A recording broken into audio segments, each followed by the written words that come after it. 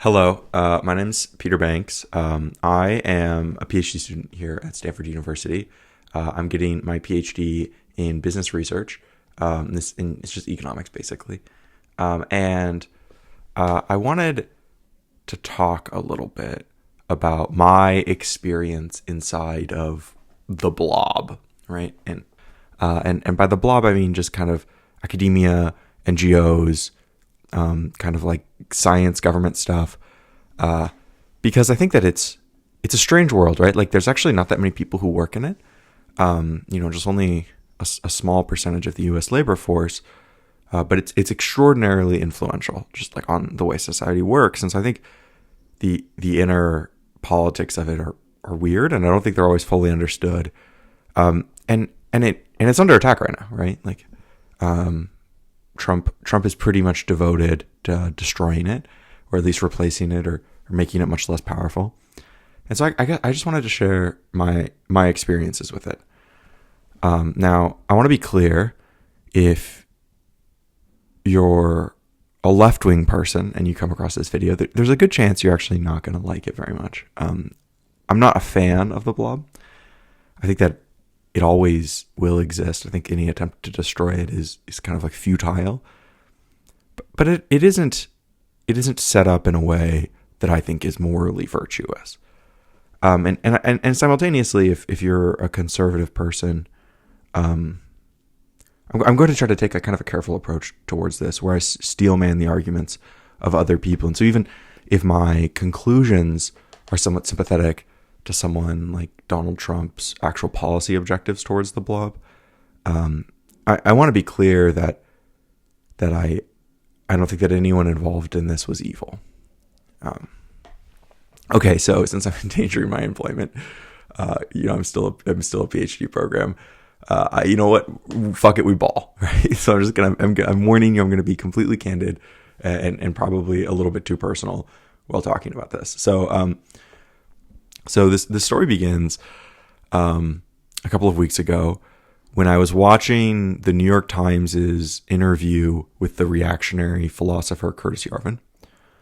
To give some context here, the New York Times has a podcast with this guy named David Marchese, where he just interviews like people in the political and cultural milieu, and he uses it as an opportunity to talk about just like life, right? And try to understand them. So I think, like, ironically enough, given the context of what I'm going to say next, I actually discovered David Marchese through Curtis Yarvin. So I had been reading his stuff and, talking about it with my wife and a friend. And after they interviewed him at the New York Times, I was texted these links. They were like, "Oh, is this the guy you were talking about?" And so I watched the interview. But it was fascinating because the entire time, the interviewer, who I should be clear, is pretty combative, but I didn't feel like he was coming in bad faith. The interviewer had just no idea what Curtis Yarvin believed. Like, I don't know how to phrase this in a nicer way, but he had the amount of context and the amount of understanding as someone would have if they read a couple of people talking about Curtis Yarvin. Like, I did not get the impression that the guy had read A Gentle Introduction to Unqualified Reservations, let alone any of Curtis Yarvin's more recent stuff in the lead up to the election, or anything from 2020. Like, for example, We Don't Have to Live Like This. Like, he hadn't done his actual reading of Curtis Yarvin. So the interview took on this like kind of like surreal context where, the guy has no idea what he believes, and I think a part of this is just that it's very hard to understand. Like, the guy probably had like a week to prepare, a couple of days, and Curtis Yarvin writes these enormous long essays, and they're very dense and simultaneously like word celly, so they're not like easy to understand. And the context that Curtis Yarvin is operating out of is one that's completely different from just kind of like the liberal milieu of NYU education that David had come from. So like, if Yarvin is going to be like, I don't know, some like teleported 19th century Victorian into the modern world, like someone like Carlyle, David just doesn't understand the points that he's making, and that he doesn't have time to inhabit this any more than I would be able to understand the points or inhabit the philosophy of a jihadist, right? Like if you tasked me to interview Osama bin Laden, like I just, even if you give me a week, like I just would have no idea where to even begin.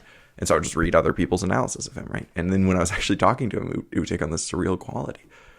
And I was trying to understand why. Like, why is this true? Why is it that the New York Times, the most prestige organization in our society, did not know anything about probably the most influential 21st century philosopher? And I mean that, like, just literally read Curtis Yarvin's stuff and then look at the stuff that the Trump administration is doing and tell me who the more influential 21st century philosopher is. And the only explanation that I could come up with, right, for why there was no one in the New York Times who David could have had a conversation with and just been like, oh, hey, by the way, like, this is what Curtis Yarvin believes.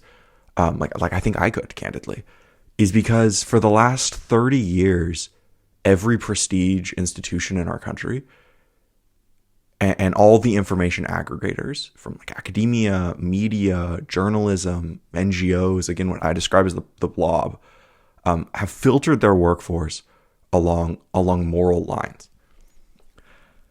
And because, like all forms of affirmative action, in this case, you know, a combination of racial, gender, and ideological, mostly affects new hires, the result has been that basically among my cohort of people, there's no one who's conservative. And I'm not, this isn't to say there aren't people who would vote Republican or who wouldn't traditionally have voted Republican, but they're all going to be like, you know, libertarian types, classical liberal types. But the idea that like that there would be anyone who would find beauty in the works of someone like Curtis Yarvin in academia is absurd. They just couldn't have made it that far, or in any institution inside of the blob. And that this choice to filter the workforce was not an accidental one. Like, it's not that these institutions just, you know, suddenly ended up all being full of progressives. No, like this was a conscious choice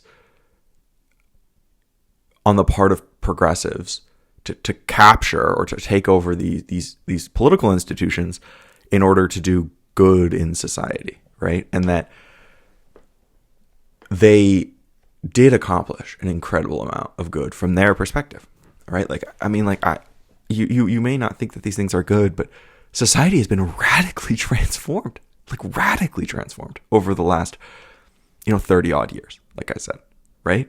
And the problem though was that these conservative people, they didn't disappear.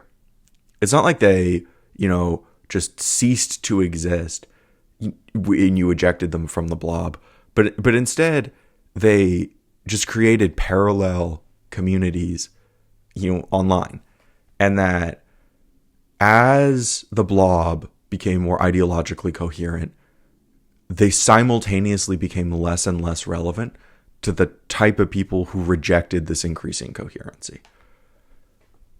And that among young guys, like my generation, I'm a 27-year-old man, this is accelerated massively.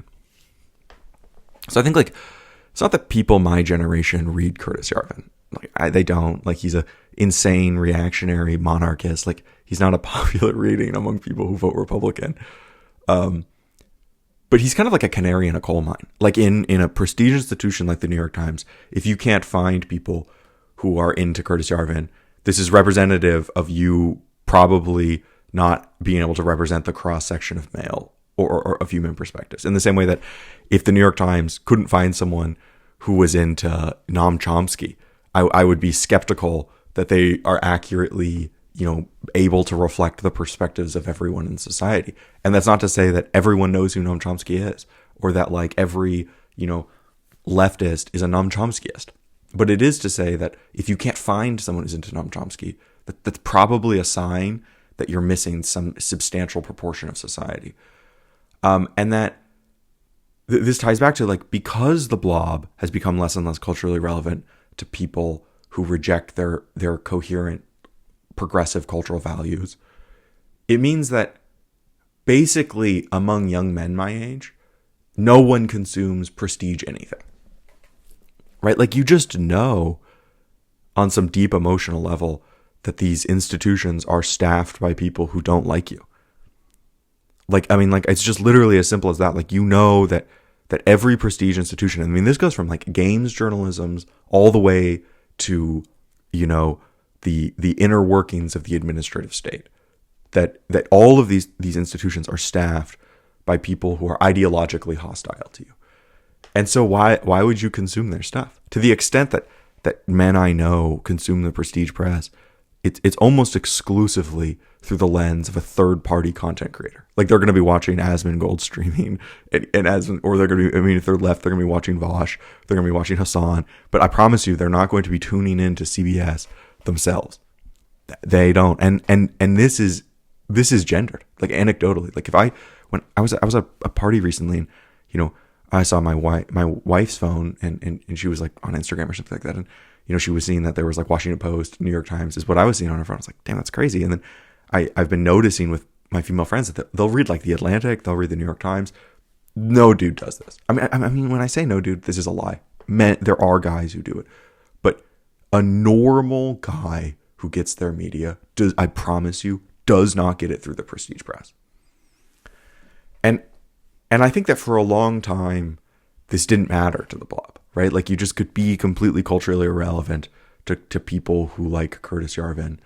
But that's not true anymore because Trump is president. And that, as I see it, like, the Blob basically has two choices. Either they can like adapt to this new vibe shift and they can try to hire more straight white guys, which would require organizational changes to make it friendly to them on the scale of DEI stuff. Or they can double down on their status as the mouthpiece of the ancien regime and just wait for the democratic thermostatic nature of American politics to put, you know, a leftist back in power. But what I can say for certain is that the kind of ignorance that leftists have been able to have about new male right-wing beliefs is over. And that, you know, starting, you know, 2 months ago, 3 months ago, leftists have to get as in touch with the things that Curtis Yarvin believes as rightists have had to about what Marx believed. And that if you don't understand what your opponent is trying to implement, it's just impossible to stop them. Anyway, peace.